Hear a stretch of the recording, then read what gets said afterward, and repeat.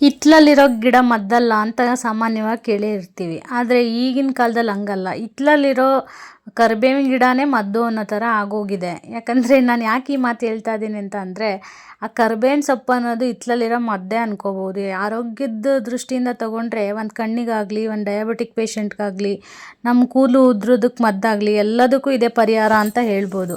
ಅದಕ್ಕೆ ನಾನಿವತ್ತು ಒಂದು ಚಟ್ನಿ ಪುಡಿ ಮನೇಲಿ ಮತ್ತೆ ಬೆಸ್ಟ್ ರೆಸಿಪಿ, ಬೆಸ್ಟ್ ಇಂಗ್ರೀಡಿಯೆಂಟ್ಸ್ನ ಮನೇಲಿ ಸಾಂಬಾರು ಆಲ್ಟ್ರೇಷನ್ ಆಗಿ ಇದೊಂದು ಪದಾರ್ಥನ ಮಾಡಿ ಇಟ್ಕೊಂಡ್ಬಿಟ್ರೆ ತುಂಬ ಬೆಸ್ಟ್ ಅನಿಸುತ್ತೆ. ಅದಕ್ಕೋಸ್ಕರ ನಾನಿವತ್ತು ಚಟ್ನಿ ಪುಡಿನ, ಕರಿಬೇವಿನ ಚಟ್ನಿ ಪುಡಿನ ಮಾಡ್ಕೋತಾ ಇದ್ದೀನಿ.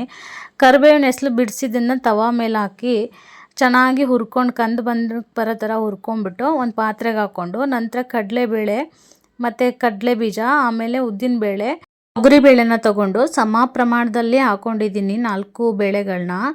ಆಮೇಲೆ ಅದಕ್ಕೆ ಸ್ವಲ್ಪ ಕಂದು ಬಣ್ಣಕ್ಕೆ ಬರೋ ಥರ ಹುರ್ಕೊಂಡು, ಪೂರ್ತಿ ಕಂದು ಬಣ್ಣಕ್ಕೆ ಬರೋಕ್ಕಿಂತ ಮುಂಚೆ ತುರಿದಿರೋ ಕೊಬ್ಬರಿನ ಹಾಕ್ಕೊಂಡು, ಅದಕ್ಕೆ ಸ್ವಲ್ಪ ಜೀರಿಗೆನ ಸೇರಿಸ್ಕೊಂಡು, ಆಮೇಲೆ ಒಂದು 4-5 ಎಸ್ಲು ನಾಟಿ ಬೆಳ್ಳುಳ್ಳಿನ ಹಾಕ್ಕೊಂಡು ಘಮ ಬರೋವರೆಗೂ, ಕಂದು ಬಣ್ಣಕ್ಕೆ ಬರೋವರೆಗೂ ಚೆನ್ನಾಗಿ ಹುರ್ಕೋತಾ ಇದ್ದೀನಿ.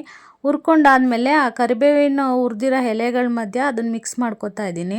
ಯಾಕಂದರೆ ಮಿಕ್ಸಿಗೆ ಹಾಕೋಕ್ಕಿಂತ ಮುಂಚೆ ಎಲ್ಲ ಆರಿಸ್ಕೋಬೇಕಂತ ಚೆನ್ನಾಗಿ ಆರಿಸ್ಕೊಂಡು, ಅದಕ್ಕೆ 1 ಟೇಬಲ್ ಸ್ಪೂನ್ ಖಾರದ ಪುಡಿ, 1 ಟೇಬಲ್ ಸ್ಪೂನ್ ಉಪ್ಪನ್ನ ಹಾಕ್ಕೊಂಡು ಎಲ್ಲನೂ ಮಿಕ್ಸ್ ಮಾಡ್ಕೋತಾ ಇದ್ದೀನಿ. ಆಮೇಲೆ ಒಂದು ಜಾರ್ಗೆ ಹಾಕ್ಕೊಂಡು ಅದನ್ನು ಪಲ್ಸ್ ಮೋಡಲ್ಲಿ, ತುಂಬ ಸಣ್ಣದಾಗಿ ಬೇಡ, ತರಿಯಾಗಿ ರುಬ್ಕೋಬೇಕು.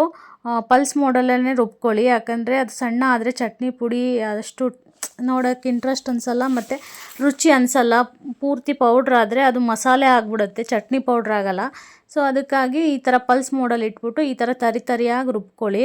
ರುಬ್ಕೊಂಡಾದಮೇಲೆ ಅದು ಕಂಟೈನರ್ಗೆ ಹಾಕ್ಕೊಂಡು ಇಟ್ಕೋಬೇಕಂತ ಅಂದರೆ ಒಂದು ಅಗಲವಾದ ತಟ್ಟೆಗೆ ಹಾಕಿ ಅದನ್ನು ಕೈಯಾಡಿಸ್ತಾ ಗಾಳಿಗೆ ಸ್ವಲ್ಪ ಹೊತ್ತಿಟ್ಟರೆ ತಣ್ಣಗಾದ ಮೇಲೆ ಅದನ್ನು ಯಾವ್ದಾದ್ರು ಒಂದು ಪ್ಲಾಸ್ಟಿಕ್ ಕಂಟೈನರ್ಗಾರಾಯ್ತು, ಗಾಜಿಂದಾಯ್ತು, ಇಲ್ಲ ಸ್ಟೀಲ್ಗೆ ಯಾವ್ದಕ್ಕಾರು ಒಂದು ಕಂಟೈನರ್ಗೆ ಹಾಕಿ ಈ ಥರ ಸ್ಟೋರ್ ಮಾಡಿ ಇಟ್ಕೊಂಡ್ರೆ ತುಂಬ ದಿನ ಇಟ್ಕೋಬೋದು.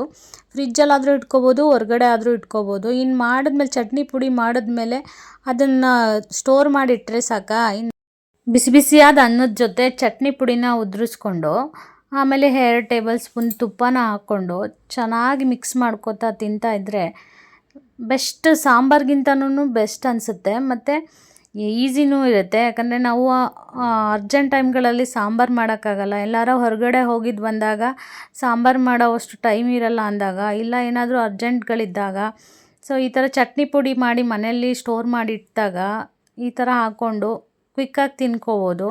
ಮತ್ತು ಮಕ್ಕಳಿಗೆ ಎಷ್ಟೇ ನಾವು ಕರಿಬೇವಿನ ಸೊಪ್ಪು ತಿನ್ನಿಸ್ತೀವಿ ಅಂತ ಹೋದ್ರೂ ಆ ಸೈಡಿಗೆ ತಟ್ಟೆಯಿಂದ ಸೈಡಿಗೆ ತೆಗೆದು ಇಟ್ಟಿರ್ತಾರೆ.